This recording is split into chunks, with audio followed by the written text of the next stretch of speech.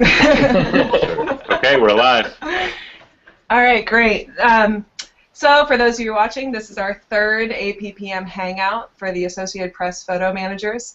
We've done two before this. It can all be found online, archived as well. So if you get a moment, please jump on and share this link on your social media so other people can tune in, as they're probably wrapping up lunch at the moment, at least on East Coast time, maybe coffee on West Coast time.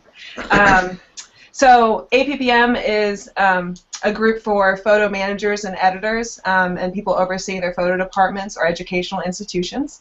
I should mention that we're having a conference in a couple weeks, September 15th through 17th, joined up with APME, Associated Press Photo Managers. It'll be in Chicago. If you go to our website, apphotomanager.com, you can see the lineup of great speakers and more information for registering. So for today, we've got a great panel gathered. We're going to be talking about having the career of a photo editor and what the job entails, and making a path in this crazy world. So for our panel today, just to run around and introduce each of you, we've got Pat Traylor, who's helping to run the show and is a photo editor at the Denver Post. Howdy. We have Chloe Coleman, who's an assistant photo editor at the Washington Post. So, hey, everybody. There you go. Now everybody can see you. We've got Jim Colton, who's the editor-at-large at ZUMA Press and also writes on www.zphotojournal.com. There's Jim. We have Luanne Dietz. She's the director of all things good at Hipstamatic's Cause Beautiful. Okay. And then we've got Mark Murrmann, who's the photo editor at Mother Jones magazine. Thank you. All right, thanks for joining us, guys. We really appreciate it. Just to kind of kick things off, a good place to start will probably be just what your path has been to get you to where you are now in this profession. So I was thinking maybe, Chloe, we could just start with you, if that works for you. What have you been doing? How did you get to where you are now? Chloe, did you hear me? No, sorry, your question cut out. Oh, just what has your path been to get you to where you are now? Like, what has been your work up to this point? Oh, okay. I started as a student studying photojournalism at the Rochester Institute of Technology, studying mostly shooting. Started out shooting for a small newspaper at an internship. My first experience editing was an internship at NPR last summer, which turned into a contract position. From there, I actually was with Pat at the Denver Post as a digital photo editor. And then my next move was to Washington, and that's where I am now, working as an assistant photo editor and a photo technician. Okay. And this has all been relatively recent for you, right? Yes. Yeah, it's all been within the past year, which is kind of crazy. That's a lot of moves in a year, for sure. Yeah. How long have you been in Washington now? Only about a month, actually. Great.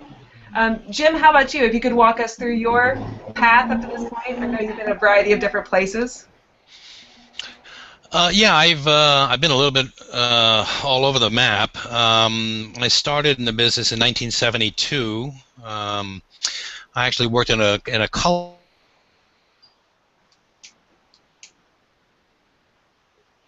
Oh, there's a pause there. I don't know if you can hear me, Jim. Hello. Hey. Hi. You cut out, but I think we got you back now. Yeah. Okay. Yeah. Well, I don't know how much you missed, but I started working at a color lab where I learned how to read negatives and make prints and things like that in 1972. But my first real job was at the Associated Press, where I worked in the photo library doing a lot of research for newspapers. Wound up being their color picture editor until I left, and became the senior photo editor for international news for Newsweek magazine. After about 7 years, I headed off to a photo agency called SIPA, which was one of the 3 largest French photo agencies. Came back to Newsweek as the director of photography, and then went off to Sports Illustrated, where I was their photography editor for 15 years. Most recently, I took a buyout. Timing was good. I've been doing this, as I said, for a little over 40 years, so it's time to kick back and try to enjoy the autumn of my years. But I'm not entirely out of the business. I'm currently the editor at large at ZUMA Press, and I'm also the editor-in-chief of a column called Photojournal, which is viewable at zphotojournal.com.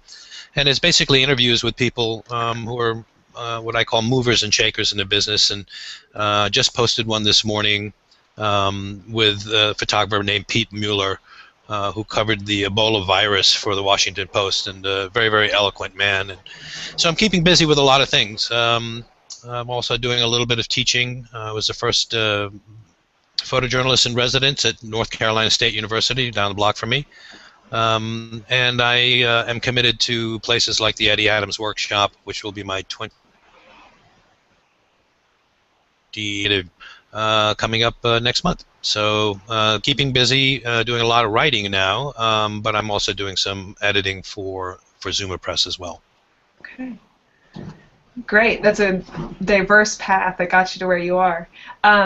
Before I jump over to Mark and then Luanne, just to remind people, if you want to participate and ask questions, there's a Q&A bar off to the side. You're welcome to type in questions or tweet us at @PhotoManager, @APPhotoManager, and we'll be passing in your questions. Right now, somebody just said, "Hi, Chloe," and "Hi, Luanne," from Rebecca Barnett Stone, so if you know her. So Mark, if you could give us your background about kind of the path that got you to where you are at Mother Jones. Yep. I started out as a writer, actually, as a music editor at what is now Rhapsody. Got completely burnt out on that, so switched gears to photography. Went to UC Berkeley's Graduate School of Journalism, freelanced for a few years, and somebody I went to grad school with was a managing editor at Mother Jones and told me about an opening in the photo internship there. So I jumped on it, and as a photo intern, they didn't have a photo editor, so I was doing the work of a photo editor as an intern. And once internship was up, they offered me a job, and that was about 7 years ago. And I've been there ever since, just backed into it. Okay. Cool. And then Luanne, you kind of started something new recently. Could you walk us up to that point? Sure. I started doing photography in college at the University of Florida, and then kind of followed the traditional photojournalism path with internships and a staff job. I quickly got laid off from my first staff job and just realized that it was time to kind of figure out what I really wanted to do with storytelling and just look at photojournalism on a whole as opposed to the track of newspaper that I was taught in school. So I started working with a motion picture company because I realized that if I wanted to learn story, I needed to go to where some of the greats were. So started to do behind-the-scenes photography for them, and kind of the trade-off was you teach me video and I'll take your behind-the-scenes pictures. And so through that, I learned to do video and multimedia stuff. Then a year and a half after telling stories of stories that were being made up, I was like, I have to get back to telling real stories and journalism that I love.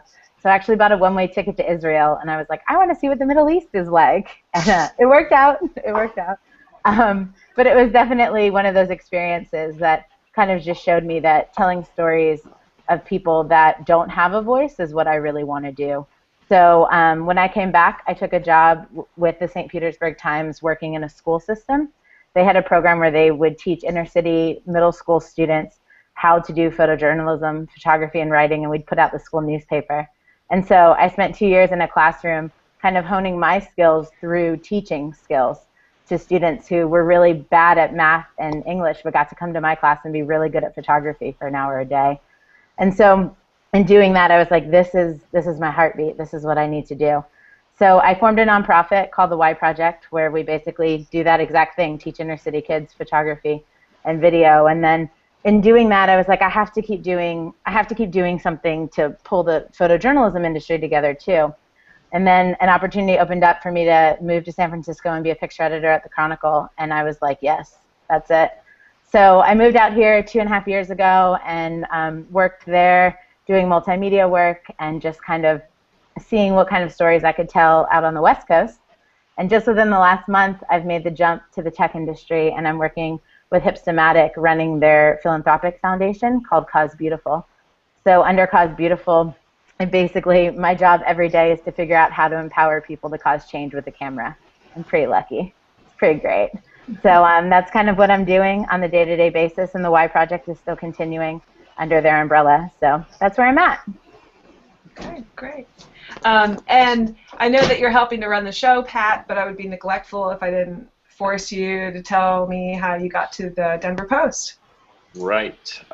So yeah, I started off in the same sort of traditional photojournalism path as everyone else. I came out of college at the University of Illinois, wanting to, after working at my college newspaper, wanting to do photojournalism. Had a string of internships, and then I went to grad school at Ohio University, and a few months after that, after I graduated a couple years ago,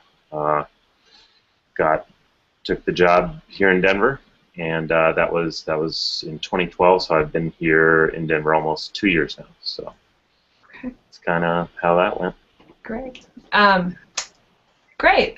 So you all have such diverse paths, from being behind the scenes at news organizations to writing to behind the camera, and somehow you found yourselves up in the photo editing side of things and the management side of things.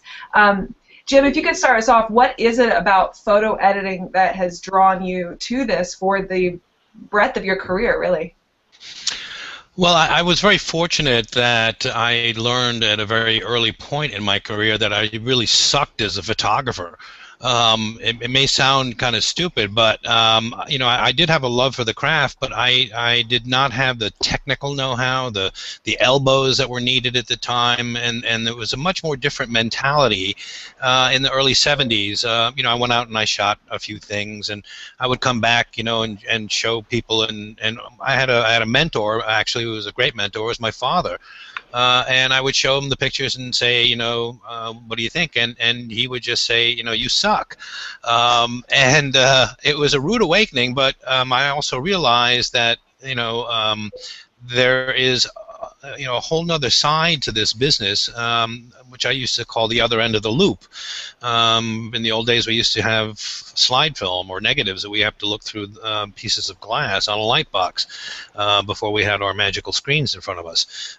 And what I found was by existing on the other end of the loop, I got to see the world through all these other people's eyes, and I got to travel to places that I would never have been given the opportunity on my own. So I was enchanted, actually, in the early part of all of that, because I did get to experience other cultures and stories and being in places that I could never be myself through the eyes of other photographers. So I was kind of blessed in a way in the beginning to have like even a small part of, for example, Jim Nachtwey's first magazine assignment was for me at Newsweek. I mean, how many people can say that? I got to work with people like him, over the years, and it didn't stop there. So there's a great deal of joy that comes out of being a photo editor, because you play a small part in the development of young photographers, which I've always enjoyed, but you also get totally enriched by seeing the world through the eyes of some really, really talented people. Great. And you guys can feel free to jump on top of each other as we're talking as well. Mark, you made quite a switch in going from being a writer to then a photographer to kind of falling your way into photo editing, it sounds like. What about it, too, has stuck with you now that you've been there for 7 years? What about this has kind of stuck for you? Well, I like being on both sides of the desk, I guess, because I still do shoot quite a bit. Mostly, I have the luxury of not having to shoot on assignment a lot, so I get to shoot whatever I want. And that was important for me, because when I came to photography from writing, I really like writing, but got completely burnt out on it. And when I switched to photography, I told myself I'd never let that happen with photography. So I have that luxury of getting to shoot what I want when I want. But for photo editing, it's kind of like what Jim said, finding young photographers, new talent, new people, just getting excited to see new work and, trying to help them tell their stories and get their stories out there. And easily one of the best parts of the job and what helps keep me interested. It's also one of the most frustrating parts, seeing so much good work and having limited space and not being able to, having editors turn down work that's very, very good and run somewhere else. That's exceptionally frustrating. Wow. How do you approach that conversation? Like, so freelancers contact you a lot of times to pitch projects. Is that what happens? Yeah, I get a steady stream of projects, probably anywhere from 5 to up to 15 pitches a day. And to put that in context, we run maybe 6 photo essays a year in the magazine. We do more online, but so there's a lot that I have to turn down. But yeah, we get a lot of pitches, and we also do some assigning for photo essays and photo stories. But what happens a lot too is the editors might turn a story down that I pitch, but then a written story comes in a couple months later that I'm able to pair up with that photo essay, and that's kind of nice when that happens. Okay. And Chloe, for you, you kind of like came out of college right into photo editing, and so where you are now, being fairly new at it, what is your role there? What are you doing? Right now, I'm the section editor for health and science, so print editing. It's a weekly section, so I get to work really closely with the designers and the editors for the section. Also, I'm working as a photo tech, so I'm helping with a lot of photo research, tracking down a lot of photos that aren't something that we can necessarily shoot, and helping with technical issues when our photographers are out in the field, and kind of just being where I need to be at any given point.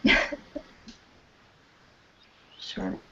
And Luanne, for you, what kind of led you to, you've jumped from, being behind the camera and out telling stories, and now teaching and philanthropy, and, what is it, how do you feel like this all wraps into that kind of profession that you found yourself in? Yeah, well, I distinctly remember in college when I had a professor who was kind of like the head over the college newspaper, and I had an opportunity to be like the senior editor, photo editor at the school paper. And I remember asking him, do you think I'd make a good editor? And he told me, well, a good editor has to want the people under them to succeed more than they want to succeed.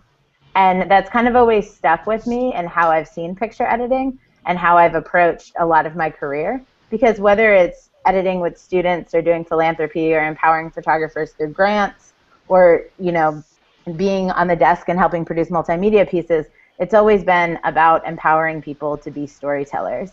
And so I think that that's kind of been the common theme through my work and what I've been doing. And what is like your day in, day out like right now with Hipstamatic and Cause Beautiful? Right now, well, next week both Y projects start, one in Oakland and one in San Francisco. So it's a lot about being in the schools with the kids, getting to know them, getting to help them kind of the basics of photojournalism, like express themselves and learn technique about cameras, and then getting out into what issues do you care about in your community and how can we use a camera to tell it. Okay. Now I've heard each of you talk about working with young photographers and researching and being advocates for photography, and all these different skills that come into it. What are some skills and traits that you all think great photo editors and people who really love this side of things have to have? Patience. I'll kick in there. Yep. You really do have to have a lot of patience, and I think that falls true for wherever you work, whether it's a newspaper, magazine, online. You're the sort of intermediary between the photographer and the end publication. So you're the buffer zone, and you're kind of somebody had mentioned before, we wear many hats, but we also wear Kevlar.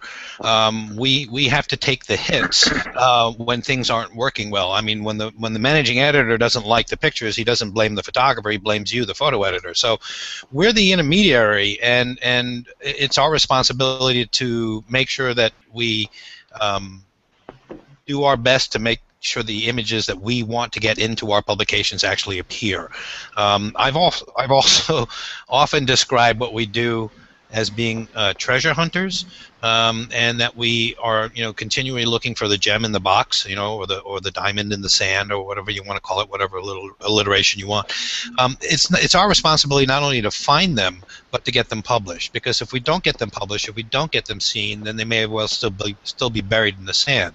So I think working with young photographers, they're always very, very eager, and they want to be the person shooting the cover for your magazine, whatever it may be, and you have to temper them and tell them that, look, every journey starts with a single step, and you can't just quantum leap into end result being the next great photojournalist. You have to be very, very patient, and it takes time, and that is something that photographers have to learn, but that photo editors have to be really, really equipped with to deal with. Everybody from the sort of aggressive young photographer, I'm the best thing since sliced bread, to the demanding managing editor who wants those pictures yesterday. So you have to be patient with not only the photographers, but the people you work with. So I think the single greatest virtue that I think any good photo editor has to have is patience. Yeah, I think Jimmy really nailed it. I think one of the misunderstandings is or at least I spend very, very little time actually looking through an edit of photos, picking photos, actually photo editing. A lot of the job is, like Jim said, it's being a diplomat and answering emails and very unsexy things like that every office job entails. Right, and to echo both of those things, once you've found the pictures, or sort of the nuance of trying to get the managing editors or section editors or whoever to see the same vision that you're seeing in the photographs, and when you find that amazing picture that you want to run, you have to be able to articulate why that has news value, why that has value to the publication, aside from saying, oh, it's a beautiful photograph. You have to be able to develop that visual vocabulary and translate that into something that the word people will understand in order to get those pictures published. I think that's hugely important, being able to talk about photography and not just being able to find a good photo. For sure. How do you educate your... Oh, sorry, go ahead, Luanne. No, I was just saying, I think, too, at times it's being a source of inspiration for people when you have photographers around you who a lot of times get into the daily grind and kind of need that reprieve to talk through story ideas and kind of just be that, like, oh, this is what I saw going on in the industry. Let's talk about this. Let's talk about these issues in our world, and kind of just get them inspired, too. Yeah, absolutely. Great. Going off of something that Mark was hinting at, so many people, think that we look at great work and we pick the great work and we run the great work, and there's a lot that goes into that, and there's certain parts of their job that I don't think people realize may not be the fun parts. Like you said, answering dozens of emails. Could you guys talk about some of the parts of the job that keep the ship floating, but are just part of running the beast that is this? That people may not anticipate, right? I'll chime in here because I just mentioned a funny story that in one of the columns I wrote. I worked at Sports Illustrated for 15 years, and in a cab ride on the way home, the cabbie's trying to make some conversation, so it's the usual question. So what do you do? So I said, well, I'm the photography editor at Sports Illustrated. So he says, wow, it must be great to go out on those swimsuit shoots. So I said, oh yeah, it's great. And in the 15 years I worked at Sports Illustrated, I never went to a single swimsuit shoot. So people have a misconception about not only what I did at Sports Illustrated, but I think they have a real misconception about what photo editors do in general. So they think that we're the ones that pick the pictures, it appears in a magazine, we have the final say, and that's it. Well, I wish it was that simple, but it's not. And there are a lot of elements that come into play, and there are a lot of very, very talented people, from the photographer to the designer to the editor to the writer to the word side, people online that come into play, and they all play a role in the decision making as to what pictures actually run. Editors are going to be a little bit more literal, and they're going to want things that are directly related to the story. The photo editors are just going to want the best pictures, that may be tangentially related, but they're just so much better visually and more impactful. So it's a kind of a dance that we all perform when we do this. So, my point I was trying to make is that there's a great misconception that photo editors have the final say. We're the ones that pick the pictures. It appears in a magazine, and that's it. So they think there's only one person you have to talk to. There's only one person you have to work with. That's just not the case. Yeah, I mean, one part of the job that I think people don't see or understand as much is kind of just maintaining relationships with photographers. So when you do have an assignment, you can pull somebody right away if needed. And like Jimmy said, once you get those pictures in, it's definitely a matter of working with the designer and the editors and everybody on staff to kind of come to a consensus to what works to tell the story best. And sometimes that's easy and fun, and sometimes it's really messy and stressful. Chloe, I know you jumped back on. We were just talking about like the details of the job that people may not realize what you do, right? As a new photo editor, have you discovered things over the past year that are now a part of the system that you have found that you've had to really learn and adapt to? If you're there, Chloe? All right, Luanne, we'll jump over to you. As somebody working in a different vein of this now, are there things that have traveled with you from job to job to job as you're going through this path? Yeah, I mean, I think so much of this industry is about relationships, and it's about the connections that you have with photographers, with photo editors, with humans. It's the same thing that a photographer portrays with their subjects in telling stories is a photo editor's job, to kind of build those relationships with the photographers and vice versa, and just kind of know that. I remember there were times at the Chronicle when I needed to hire someone to do a specific shoot, and what photographers have certain strengths, and so when you look to them for their strengths and kind of can build a community around photographers and the relationships you have, I think that that's something that will go with you no matter what position you're in or what job you're at. And I think the one thing I wasn't prepared for in becoming a photo editor is how many emails I'd get in a day. Like that was one of the biggest shocks for me. It wasn't about having the tough conversations or the communication. It was, how am I going to get through my email in a day? And so that's kind of been a learning experience. Yeah, there's a lot of emails, and actually I end up doing a lot more copy editing than I thought I would, especially in terms of correcting photographers' captions. Right. Which we all know photographers aren't always the most gifted writers, or the most gifted with grammar and punctuation. But I end up doing a whole lot of that and answering emails, especially related to captions that are wrong or misspellings, etc.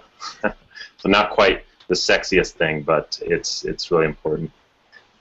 Sure. We have some questions coming in that I thought I'd jump over to, especially since we're talking about working with photographers and the relationships. And I'm going to touch back on, again, some of the multitasking that it sounds like you all have to do all the time. So we have Greg Kendall Ball, who says hello to everybody. Timmy Huynh, who says, what's film? So somebody who talked about film.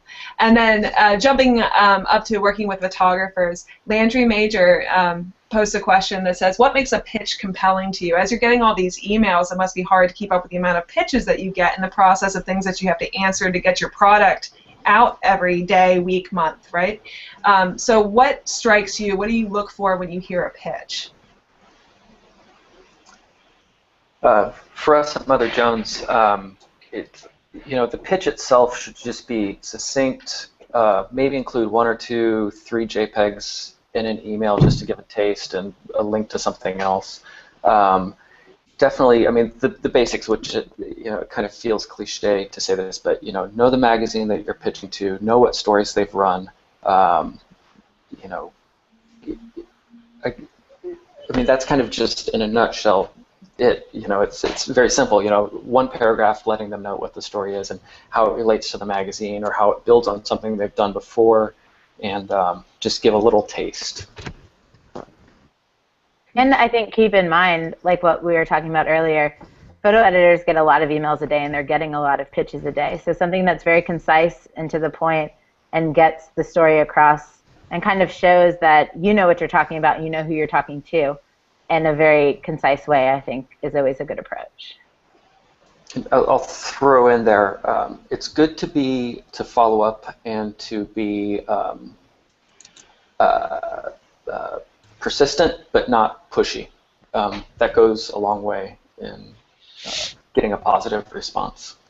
And photo editors get a lot of emails and get a lot of pitches, so I mean, I try and respond to everyone I get, but that's physically impossible. I would just spend all day following up on pitches. And I feel bad about that because I know a lot of photographers spend months, years working on these stories, and then to send it out and not get any kind of replies can be disappointing, but it's just not always possible.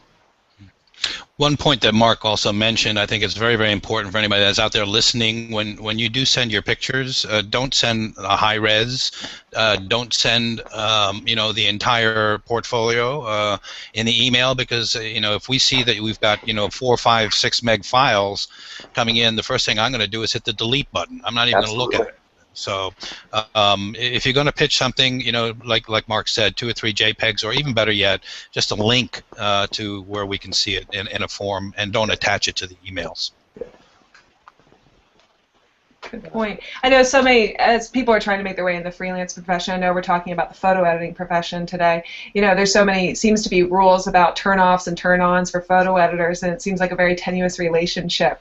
If somebody, is worried about that first meeting and broach, do you have any advice for them as they're thinking about this initial pitch, to not, what's the line of being annoying if there is one, Well, I think for the first initial contact, really you shouldn't be worried about it, because photo editors get a lot of emails from a lot of different people, so we see kind of the gamut. I think if you just be yourself, especially in the first pitch, that's what works, because that's what we want to know, is how, what kind of person you are, how you'll interact with the subjects, and how it will be to work with you on a story.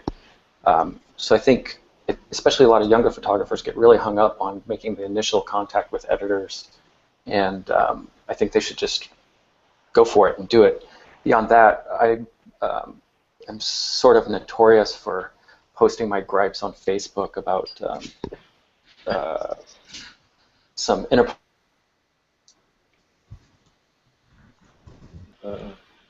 going to slight pause on you, Mark. And that's pretty frustrating.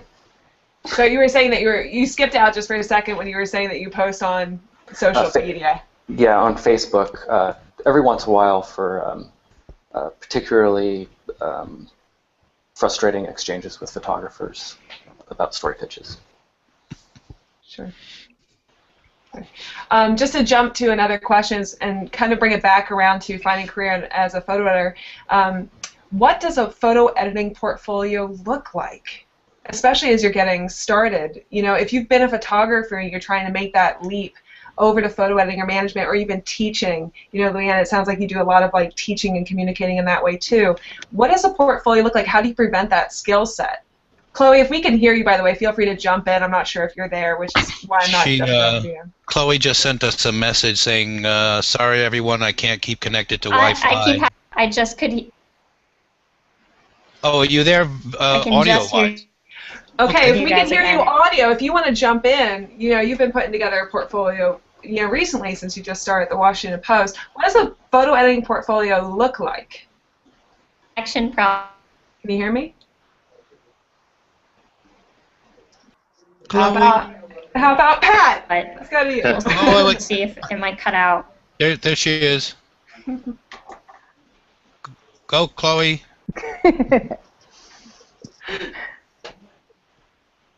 We'll jump on Pat, and then Chloe just interrupt him. I'm joking. Just like the good old days. Yeah, so you know, I made the transition to being a photo editor without too much space between being a photographer. And I think, you know, I showed examples of my photography, but I think doing that, there's ways to do that that are better than just than doing it as you would to be a photographer. Like, I had a piece that I had shot for when I was at Ohio that was a magazine piece. You know, we had to design, layout, and photo edit our own magazine. So I thought the idea of having a magazine that was specifically thoroughly photo edited and, you know, your work in context of a publication, in context of a full edit where it might appear in a publication, that gives more to a photo, more of a photo editing context to showing your own work than just simply showing a slideshow of your images or, you know, something like that on your own website. I think also just examples of you working with other people. So if you don't have a full, you know, if you're just getting into photo editing, examples of websites that you worked on, you know, in group projects or in publications, that kind of thing that can show how you work with others, how you work with all those intersecting interests that we work with at publications, that can kind of help. You know, and it just builds. The more you do it, the more examples of your photo editing that you get. So you got to kind of be creative when you're just getting started. Anybody else? If I could jump in too, yeah. I think just kind of broadening your approach in general is always a good idea. When I applied for my first editing position at the Chronicle, I sent in clips of the middle school newspaper that I was editing at the inner city middle school, and I was like, look, I can be a picture editor. I chose this picture from this 6th grader on the front page of our middle school newspaper. And it was definitely more just about the thought process and the approach behind it all. And I think, too, that there's so many editors and so many positions in our industry right now that require picture editors to think outside the box on a daily basis. And so if you can find a way to apply outside the box that kind of shows that you're thinking in these non-traditional ways, that's going to get you a lot further than a flip book that just shows that you're a great photographer and you know how to work with people. So I think any kind of advancement that shows, I know technology, I know multimedia, I know how to kind of pull all these elements of a story together and can present packages and campaigns and ideas to say that this is how storytelling looks and this is why I want to be a part of leading that charge, I think can really be helpful in the industry today. And I think kind of related to that, for an editing portfolio, it's important to show a variety of photography styles and approaches. You don't just want reportage. You don't just want environmental portraits. You want to be able to tell certain stories are told better with, you know, a nice lit portrait, or, you know, some stories do require just on-the-ground reportage. Variety of storytelling, you know, ways to tell a story with pictures in the portfolio. Jim, I know that you've probably see a lot of different portfolios, you know, all the time and have over the years. When you're thinking about like a photo editing portfolio, looking at somebody's coming in, what is like the top 2 things that you're looking at in terms of them presenting what they're capable of doing in photo editing? Well, I agree with the other panelists that I think you know, variety is good. You don't want somebody that gets pigeonholed into, you know, thinking that they can only do one thing. It was different for me, I think, and, you know, again, I'm probably older than most of everybody here. As a matter of fact, I know I am. So, you know, I'm talking about you know, clips from the 70s and things like that. I used to hold on to.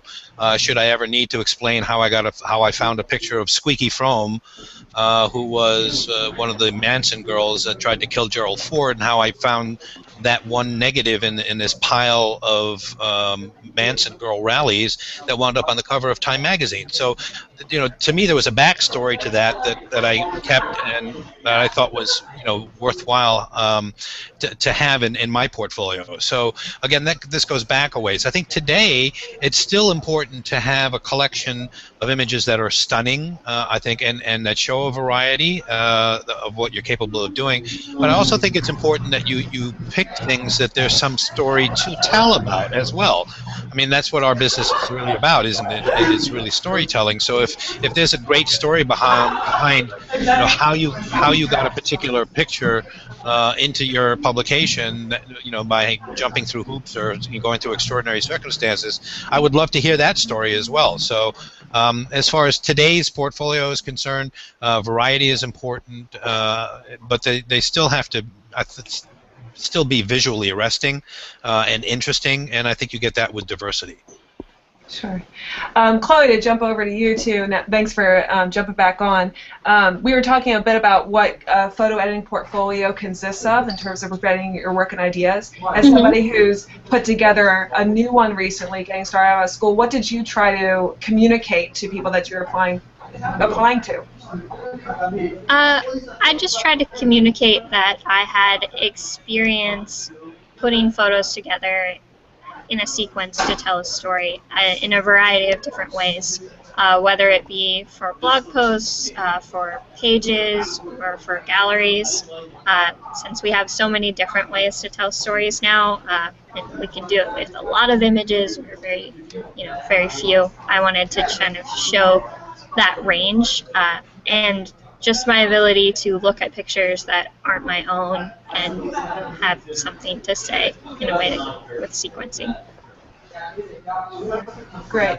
It sounds like as I'm hearing from all of you talk that there's some things that you're constantly doing, researching and things like that.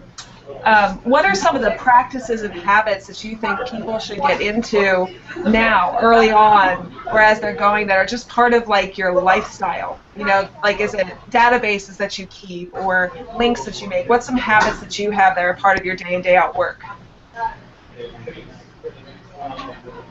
I definitely keep bookmarks of, when photographers send email promos, if they're good, or if particularly if they're good in a place where there aren't a lot of good photographers. I'll definitely keep a lot of bookmarks in my browser. I still keep printed promos that I get. I love good printed promos, and it's really a big part of it is really just being able to stay on top of where photographers are who shoot different kinds of work. Blink is a really good app that's been created to help with that. And knowing where photographers are and what kind of work they do.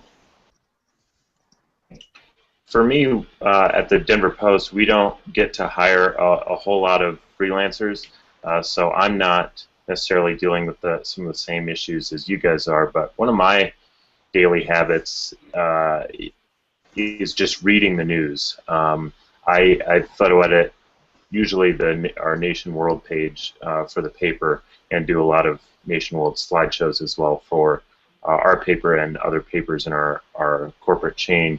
And I think part of my habit, which is really helpful to the photo editing, is just reading the news and keeping informed on all these different stories nationally and internationally that are playing out, so that when I get that request to find a photo for this story, I know what the story is, I know the background of that story, how it's playing out over time, so that I can find the best picture that not only is visually interesting, but that it is visually interesting and it tells the story that's happening. And very, very related to that is looking at the credits of the photos in those stories, so you know who's shooting what and where they are. Yeah, for sure. One of the things, I'm sorry. No, go ahead. Go. I was just going to say, one of the things I like to do is actually, there's several sites that I go to almost daily that are visually stimulating. For example, In Focus at the Atlantic what Alan Taylor is doing there on a daily basis, I think, is just remarkable work. Lens Blog is a must-read for me from the New York Times. Times Lightbox and their photojournalism stories of the week.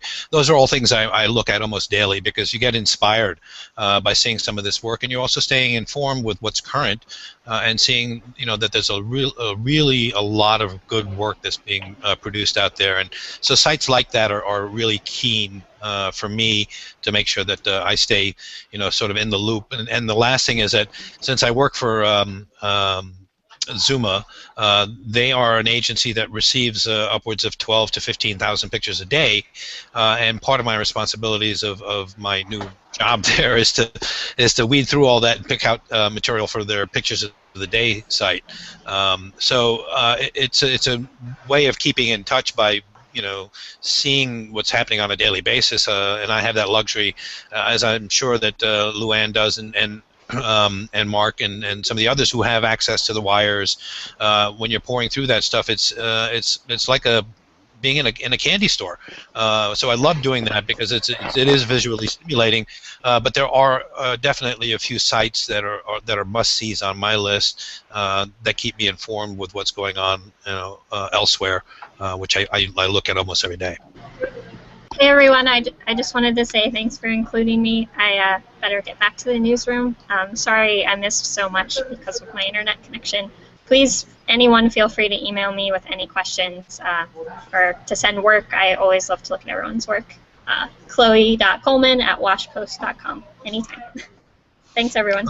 Bye, Chloe. Thanks, Chloe. Bye.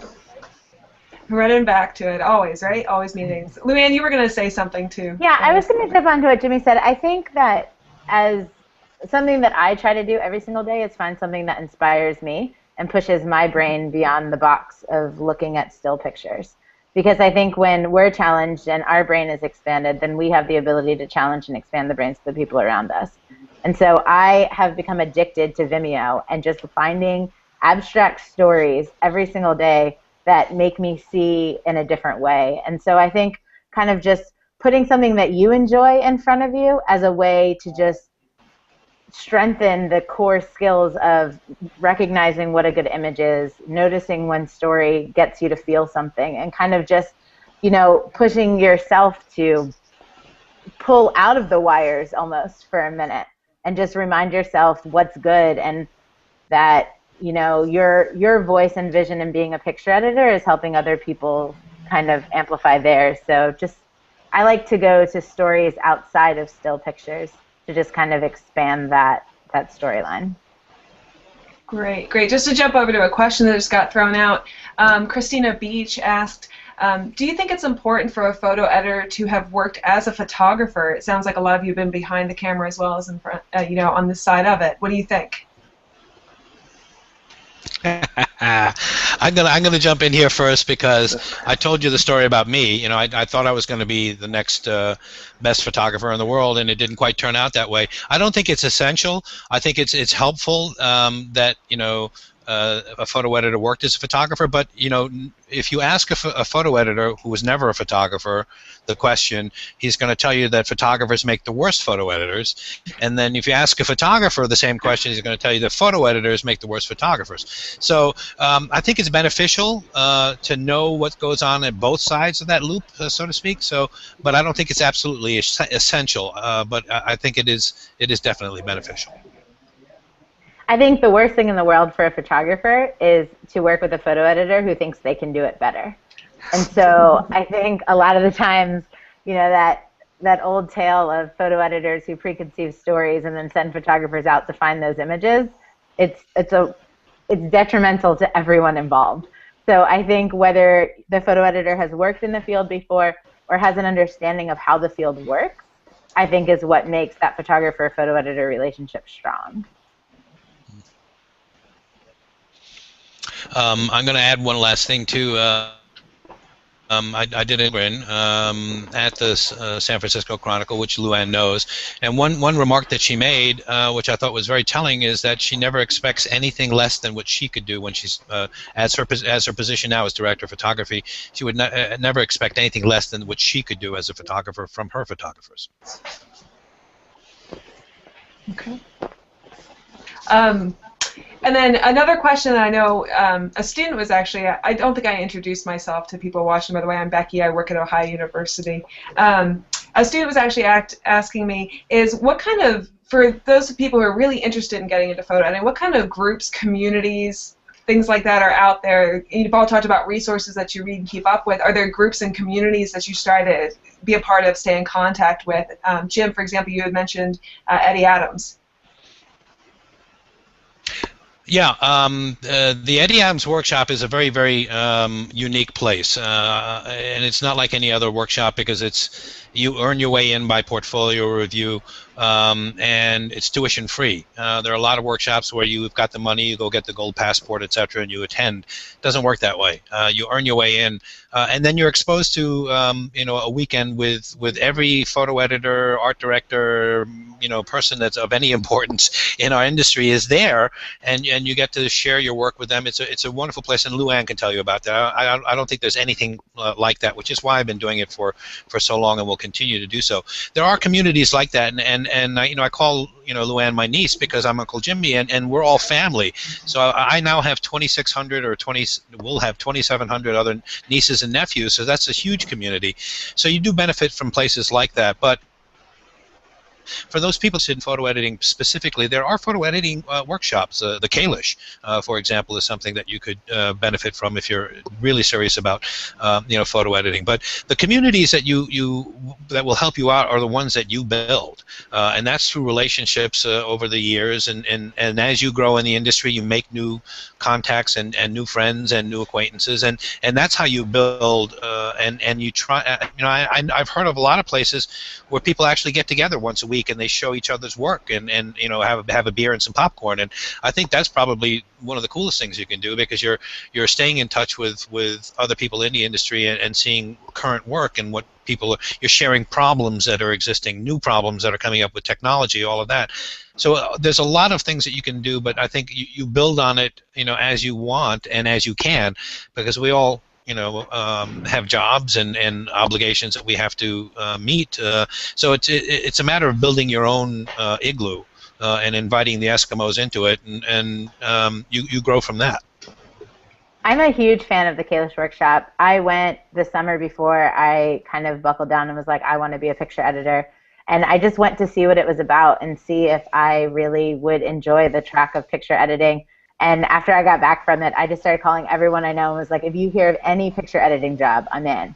Like, I want to do this. I know that this is the track that I want my life to be on. And so the Kalish, and then I'm also a big fan of A Photo a Day, which is kind of this online community that has blossomed to be this in-person, everyday life community for me that just pulls photographers together and lets us talk about the highs and the lows, the building mugs to the international story ideas, and just kind of keeps everyone in that mindset that photography is the common ground and we're living life together. And so those two workshops have had a huge effect on me on top of the Eddie Adams workshop, of course. Mark, how about you? Do you have a community that you kind of tie into?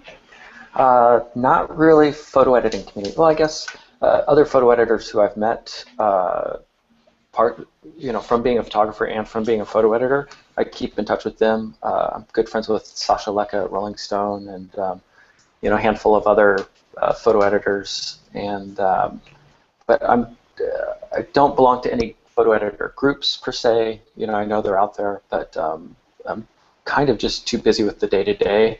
But I really agree with what Jimmy was saying. Is what will help best is kind of the group that you make around you, photographers, photo editors, whoever, or just people who can give you feedback and who can help make connections that you need. That's more important, I think, than joining a specific photo editing group. It's just really build your own network. Sure. For sure. Well, and sorry, go ahead, Pat. And that network doesn't need to include only photo editors, obviously photographers too, and other other editors and reporters and things like that. But also, and not to be too self-serving, AP photo managers. That's a great organization. I was lucky enough to join that. couple years ago, and helped me. I met a lot of those folks at the Kalish workshop and those conferences, especially for us in the newspaper world who are sort of spread out all over the place. Coming to those sorts of things can be a nice way to connect with people and share the common problems and joys and everything like that. And the hangouts we get to do here too are a lot of fun. So. It's okay, Pat. If you hadn't said it, I was going to. All right, great. Well, and just as we're like approaching the end of this thing, there's a couple more questions that have come in. But something I really wanted to broach to you all is there's so much to this job in terms of working with designers and writers and editors and photographers and young photographers and workshops. What is it about where you are right now that gets you going in the morning when you get there and you get started? What's one thing that you look forward to every day about this job? I know, big question. or then it's a high point in your week. How's that? Answering emails. Yeah. I think when I'm working on an assignment or on a story, it's always exciting to get to see the photos that are coming in from that story. That definitely is exciting, especially when it's a photographer that I'm excited to get to work with. And kind of leading into that is when we're getting stories coming in on the production meetings, thinking about photographers that would work best for the story and kind of working that out with the creative director. That's one of my favorite parts of the job. For me right now, I get super excited about creating something new every day. And so with my position, I get to work in schools and kind of inspire students to create something that they've never done before. And for me, that's exciting. I get to, the picture editing side and the multimedia production side is there, and now I get to broaden my horizons with technology to figure out what that looks like. Like I sit next to coders who can make anything happen in a half hour. I've never experienced that before in my life working in journalism. And so kind of just broadening my mindset to what's possible with photography and photojournalism is what gets me up every morning. That would be great. That sounds awesome. Yeah, I think I really love looking through the wire and trying to find that, or when I'm doing the Nation World stuff, trying to find the best picture that tells that story for that day, and that builds on everything else we've done on that story the next week. That hunt is I love doing that. And when our photographers, when I know that somebody is going to be putting in some great pictures from a great assignment, and that I get to craft how that shows up online in a slideshow, that's always very exciting for me as well. Well, I'll pitch in very quickly and just say that I go on a picture hunt every morning. As I mentioned, going through the ZUMA Press production, I try to find things for their picturesoftheday.com site, and it really is like treasure hunting. As I go through it, I'm looking for sports news, features, whatever it is, and it can be newsworthy, colorful, compositionally beautiful, whatever it may be. And that gets my juices flowing. I get to see a fresh new 15, 20,000 pictures a day. To pick 2 or 3 or maybe 10 at the most, and as crazy as that sounds, it's actually a lot of fun. That's great. And just one final question that got thrown in by Marcy Neiswander, and I think this is a great way to end, is that a lot of the people watching are just either getting their start at photo editing, thinking about getting into photo editing, maybe a photo editor now trying to get their juices going again. Was there a moment that you remember that you went, holy cow, I get paid to do this? Yeah, but I didn't say holy cow. Okay. Again, I'll go first because I've been yakking away here. When I first started in the business, I worked at the AP, and there used to be an old expression there: you can't spell cheap without AP. And it wasn't about the money at that point. It was just the idea that you're getting to see all this work from all over the world, and that was a pleasure in itself. But I think my real kind of aw shit moment. Sorry if I going French on you there, was when I went to Newsweek.